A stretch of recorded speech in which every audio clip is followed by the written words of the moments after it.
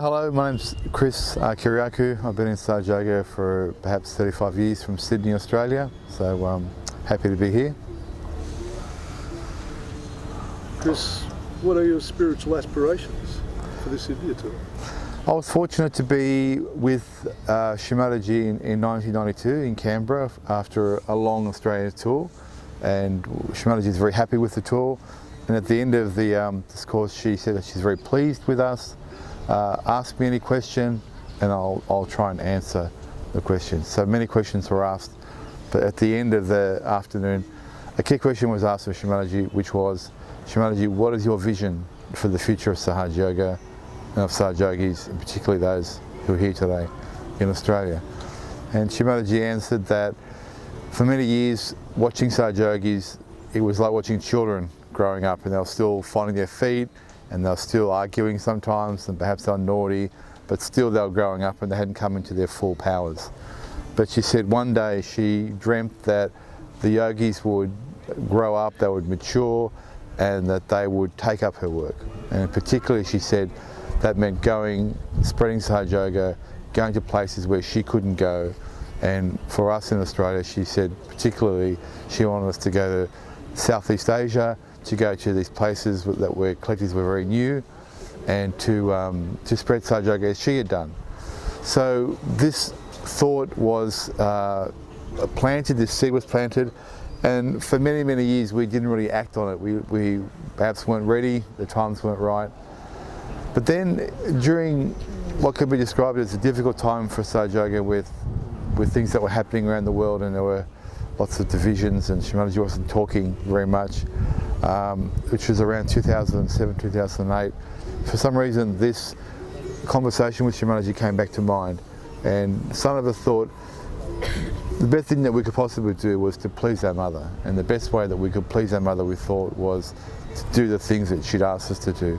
So the idea came that we should start to perhaps go to this touring work, to go to Asia as she'd asked us to, and to basically take up the pattern of spreading Sage Yoga, which Shri Mataji had taught us, which was to go to a country, to bring musicians with her, to use culture and music and art to awaken people's desires for the spirit, and then to give them self-realization. So we started this work, and after the first tour we produced a little video summarising what we'd done, and we sent it to Nirmal, where Shri Mataji was staying.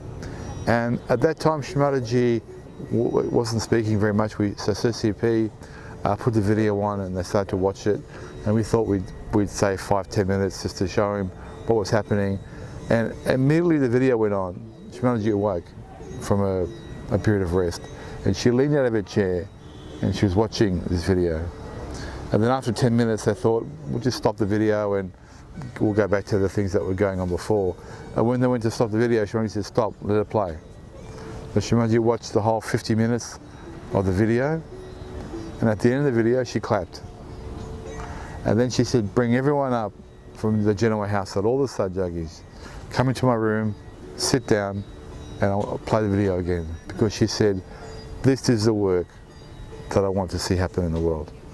So from that moment on, we knew that this was taking up Shri Mataji's work, helping other collectives, helping ourselves come into our own spirit, was work that was pleasing to her, and that work that she found auspicious. So from that point on we were committed. But also after that first tour, when we got involved, we saw for ourselves the good that it did, not just in the world, not just spreading her message, not just for the local collectives that we were visiting, but also for ourselves, because through this work we found our own spiritual aspirations were reinvigorated and re-enlightened and given a new lease of life. So that in itself was the drivers for our commitment to continue this work for the last 7 years.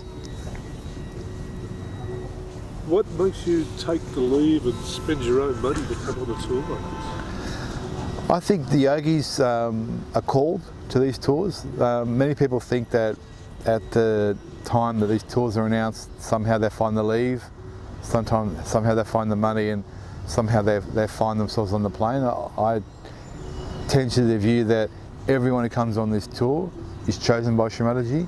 She arranges the leave, she arranges the money, and she helps fan the desire, because in a way it's their fate to come. So I really believe that it's all Shri Mataji's work, and that these tools are pleasing to her, and that she is engineering the play so that the right people are in the right place at her time, at her choosing to do her work. And if as yogis we can find ourselves in that space where we're doing her work, we feel like we're following her will, and we feel like we're following her word, as a Saj yogi there can be no more uplifting experience spiritually, emotionally, to be able to do that. And that in itself encourages you, inspires you, and keeps us coming on these tours. So for the yogis watching this video, why should they consider coming on a tour like this?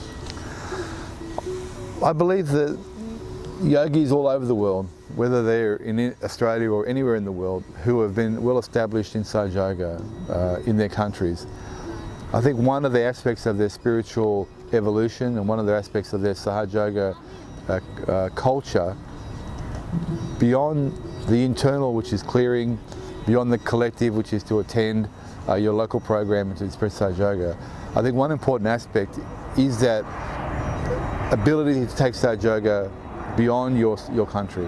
And the example we had with Ganpata Pillai and yogis coming from different countries, going to a particular place and doing Saj Yoga, has a dynamic spiritually for your own growth that you cannot achieve within your own country.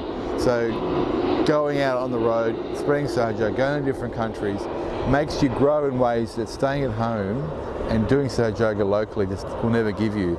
And if we only have to look at the pattern and the life of Shri Mataji for the time that she toured constantly, going to different countries, bringing yogis from different countries to new countries, spreading, mixing, to create this vision of one family.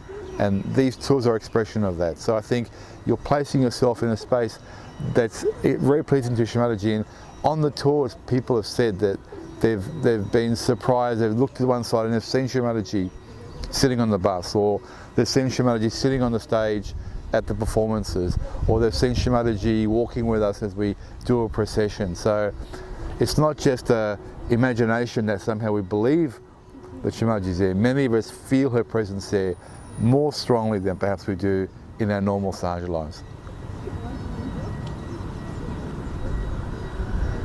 So how have you felt Shri Mataji's power guiding you in life? Shri Mataji is my life. So to say, how do I feel that Shri Mataji is guiding my life? Question in a way is the other way is, I have no life without Shri Mataji. I have no purpose in life without Shri Mataji. I have no aspirations in life other than Shri Mataji. I have no desire in life other than to please Shri Mataji. And my only aspiration in life is at that time, perhaps when I'll stand before Shri Mataji and she asks of me, my son, what have you done to help my world be better? I have something to say to that. So all of the rest of my life is preparation for that great day when I stand before my mother and answer the question, what have you done for your ascent? What have you done for my work? What have you done to make the world a better place? So, on this tour, how do you feel that you have been a witness to the power of Shri Mataji at work? When you come on the tours, or when you do any Saj Yoga work, whether it's a tour or a program, a small program in a local venue, I think the minute you stand up and you start to talk about Saj Yoga and you start talking about Shri Mataji, you feel her presence in some way. That's the guiding force and inspiration that we do it. But when you come to India and you come with a large group of people, all coming together for the same purpose, all having the same desire, then there's a certain momentum and a certain spiritual force that builds up that's beyond the smaller programs that we do. And we feel that on the tour, and we have felt it already. But I must say, yesterday when we were privileged to be allowed to go to Protestant Noida in Shri Mataji's house and to do puja there and to sing bhajans there, there was a combination of events, being the tour, the aspirations of the yogis, the purpose for why we're there, the aims that we want to take Sahaja Yoga out into the world, in Shri Mataji's place, the place where she built and she lived for 20 years. And given the history of what we've been doing over the last 7 years, to me it felt at that moment all of those events had overlapped into sort of singularity, a point in time where all those things were manifest at the one time. And when we went into the Shri Mataji's room and we did the puja, I haven't felt experiences like that very often in my life. I have felt them sometimes in Shri Mataji's presence, but at that time I actually felt, and many people said afterwards, they actually could feel the Sahasrara is actually open as a spiritual chakra, and they could feel the Kundalini moving around the Sahasrara, and in our Sahasraras and the Sahasraras of all the yogis in their room. So there was this feeling of a spiral motion of Kundalini, of joy, and of the grace coming from the place into our hearts. So to have experiences like that, they're the experiences of lifetimes. So to me, the peak of the tour has already occurred. I can't imagine any point along in the tour surpassing that. But I think Shri Mataji gives us those blessings and those graces, not just for our own benefit, so that we can inspire others, we can communicate this love of Shri Mataji to others, and we can help lead more seekers to her feet. And if we can do that, then our lives have some purpose and have some meaning.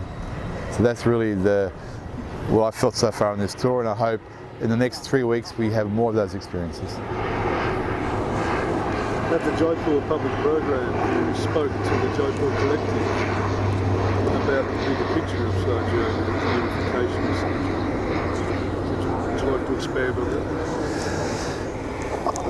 A good friend I met in India who was instrumental in setting up the tour, we talked about the very point about the unification of Sahaja Yoga and the future of Sahaja Yoga, and he said to me that he felt Sahaja Yoga had never been better than it is today. Because he said the past doesn't exist, the future doesn't exist, all that we have is the present moment. And in this present moment, we're all here together, we're all Sahaja Yogis, and we all have that love for Shri Mataji. So there's no better moment than today. So he said, don't worry about what has ever happened, and don't worry about what's going to happen. Be joyous in the moment, be thankful to Shri Mataji that we're still Sahaja Yogis, and come together and do her work, and everything else will be okay. So I have absolutely that commitment and that desire that things will work out that way. Thank you. Thank you, good luck.